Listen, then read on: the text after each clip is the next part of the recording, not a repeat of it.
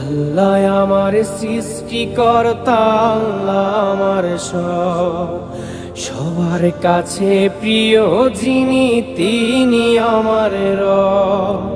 দুনিয়া করব সবাই আল্লাহর ইবাদত, দুনিয়া করব সবাই আল্লাহর ইবাদত। সব কিছুতে দিবেন তিনি তারি রহমত, সব কিছুতে দিবেন তিনি তারি রহমত। আল্লাহ আমার সৃষ্টিকর্তা, আল্লাহ আমার সবার কাছে প্রিয় যিনি তিনি আমার রব।